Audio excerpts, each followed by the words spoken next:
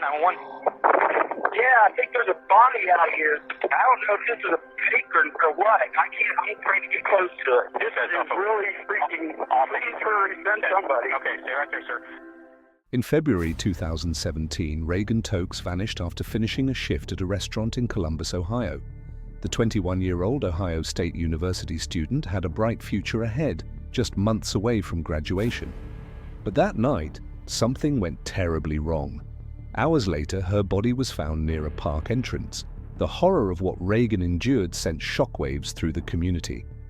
As detectives followed the trail, they uncovered a chilling truth. So, let's walk through the disturbing timeline that led to Reagan Tokes' final moments. Reagan Delaney Tokes was born on March 13, 1995, in Edgewood, Kentucky. She grew up in the quiet suburban community of Maumee, Ohio, where she lived with her parents and younger sister. From a young age, Reagan stood out for her warmth, intelligence, and quiet determination. Those who knew her described her as kind-hearted, respectful, and driven, a young woman with big dreams and a strong moral compass. Anything. Reagan wouldn't even apply to other colleges. She was a psychology major. She was getting ready to graduate, and so her plan after graduating was to continue on, and that was the field that she was going into. She had a great time her 4 years here until that fateful night. In high school at Anthony Wayne in White House, Ohio, Reagan was a standout student. She carried a 4.5 GPA and was involved in both varsity lacrosse and tennis. Her academic achievements were matched by her natural leadership and ability to connect with others. Teachers remembered her as someone who brought positivity into the classroom, while friends often turned to her for advice or comfort. Reagan had always dreamed of attending the Ohio State University. That dream became a reality when she was accepted into OSU, where she initially pursued pre-med studies. Over time, her passion shifted toward mental health and human behavior, leading her to switch majors to psychology. She was fascinated by the mind and wanted to help others heal. Her long-term goal was to work at the Cleveland Clinic and eventually open her own psychology practice. Ohio State University student is kidnapped and killed within minutes after leaving her job. It scares me to go out alone now. Are they going to take me like how they took her? You don't know. By her senior year in early 2017, Reagan was just months away from graduating. She had begun applying for internships and was excited about the future. At the same time, she worked at Bodega, a trendy restaurant and bar in Columbus's Short North Arts District. She often worked night shifts to support herself while finishing school. Though her life was busy, she made time for her family, often texting her mum throughout the day and staying in close contact despite her hectic schedule. I realized she was working. She texted me back. She said, "Dad, I can't talk right now, but I will call you when I leave." Reagan had a strong relationship with her family. Her parents, named Toby and Lisa Tokes, supported her unconditionally. They encouraged her independence but always kept a watchful eye. Reagan's younger sister, named Mackenzie, looked up to her as a role model. They shared everything, including secrets, laughs, even late-night conversations about life and love. The Tokes family was close-knit, filled with love, pride, and high hopes for what the future held for their eldest daughter. To the outside world, Reagan was the picture of a successful college student. She was intelligent, focused, and compassionate. She was also cautious by nature, aware of her surroundings and careful when walking alone. That's what made what happened to her on February 8th even more devastating. Reagan Tokes had done everything right. She had followed the rules, worked hard, and stayed on a path that was meant to lead her somewhere beautiful. But she never got the chance to reach that future. On the evening of February 8th, 2017, Reagan's life was violently and brutally taken, leaving everyone in shock and a family devastated by the loss.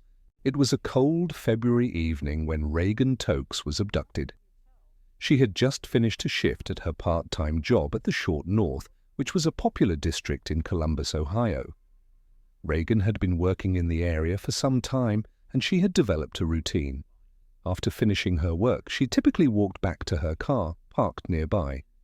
However, that night, she would never make it back to her vehicle.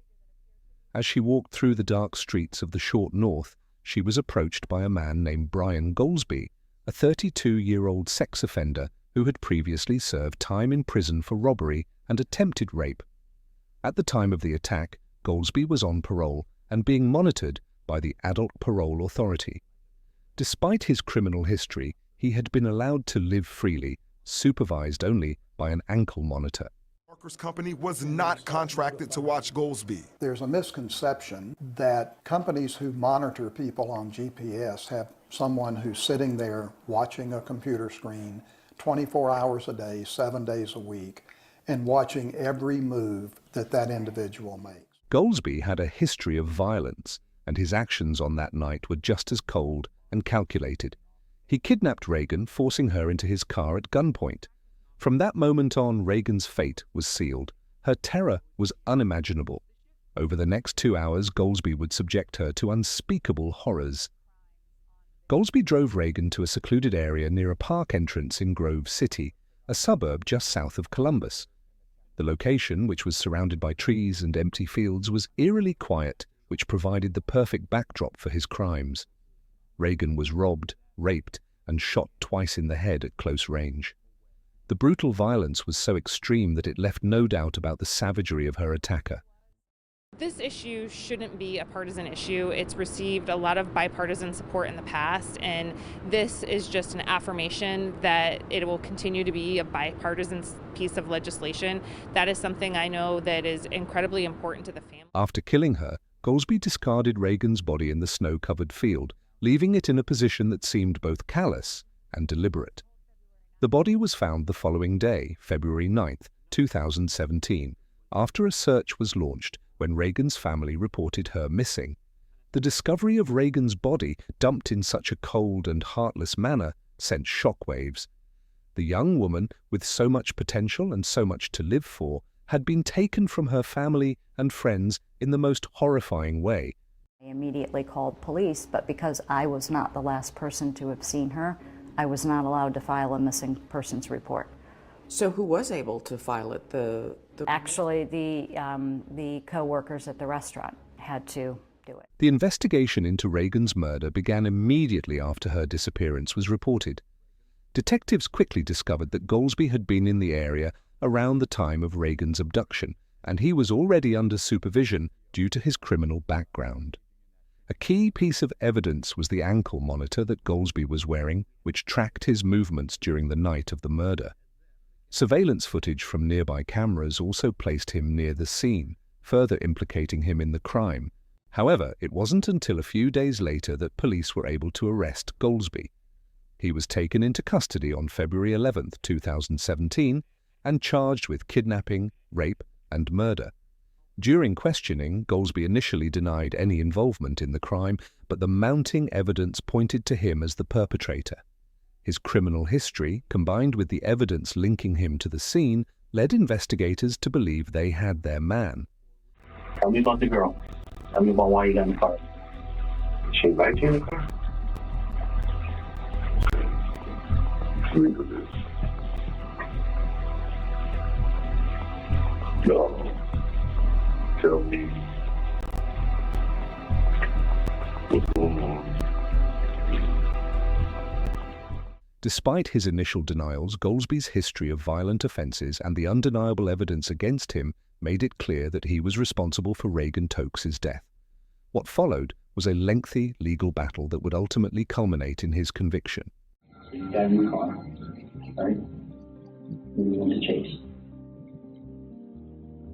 Did you drive or she drive?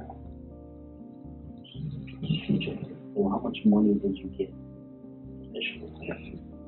I ain't tell nobody, man. And I don't know how many times I can say that. Different ways. I think. In 2018, Goldsby was put on trial for the murder of Reagan Tokes. The prosecution, led by Franklin County Prosecutor Ron O'Brien, presented a strong case. 21-year-old, Ohio State University student from the Toledo area, psychology major who was looking to graduate in May of last year, who never made that graduation because she was executed point blank in the head, the handgun. They detailed Goldsby's violent past, including his previous convictions for attempted rape and robbery. They also presented the damning evidence, including the surveillance footage and the data from his ankle monitor, which placed him near the scene of the crime. We're going to do what the courts ask us to do with anybody on a bracelet, but it certainly makes more sense to us when the court can impose specific restrictions that allow us to keep the supervising officers informed. In contrast, the defense argued that Goldsby was not guilty of murder and attempted to claim that there was insufficient evidence to convict him. They questioned the reliability of the evidence and attempted to cast doubt on the case. However, the jury was unconvinced, and after a week of deliberations, they found Goldsby guilty on all counts, including aggravated murder, kidnapping, and rape. Last January and February, Goldsby kidnapped, raped, and murdered OSU student Reagan Tokes. He also beat and robbed 7 other people, all while wearing a GPS ankle monitor. While the conviction was a significant step toward justice for Reagan, the next phase of the trial would prove to be just as complicated. The penalty phase would determine whether Goldsby would face the death penalty or if he would spend the rest of his life in prison. During the penalty phase of the trial, the jury was tasked with deciding whether Goldsby should receive the death penalty. The prosecution argued that Goldsby's violent history, his brutal treatment of Reagan, and his total lack of remorse warranted the death penalty. They emphasized that he was a danger to society and that he deserved to be executed for his crimes.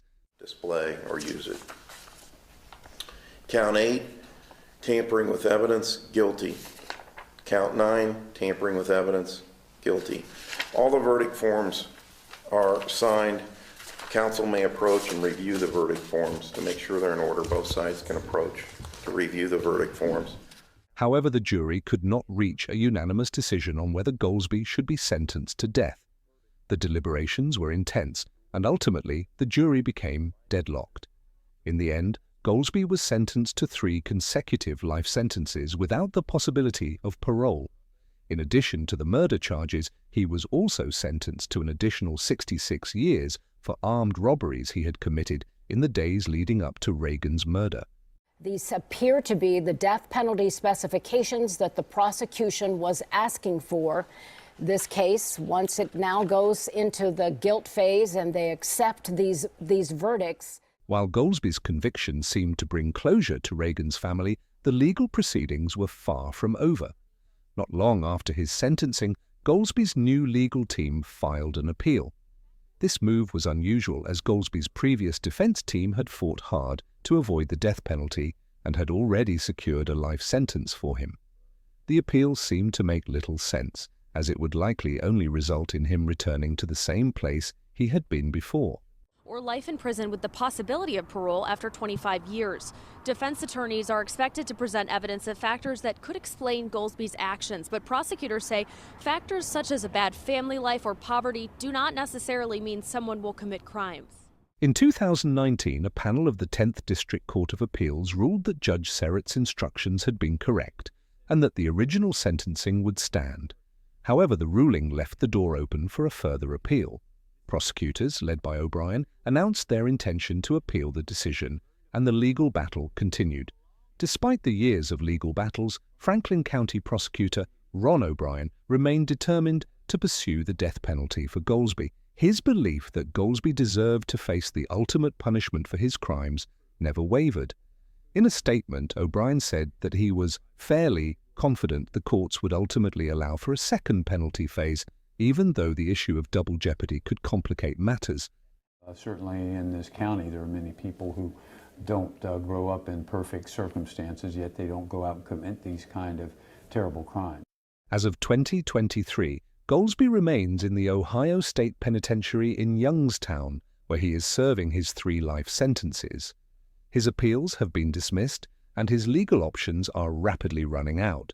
But the memory of Reagan Tokes lives on, and the pursuit of justice for her continues. Throughout the legal process, Reagan's family has been a constant presence, advocating for justice and supporting efforts to ensure that Goldsby pays for his crimes.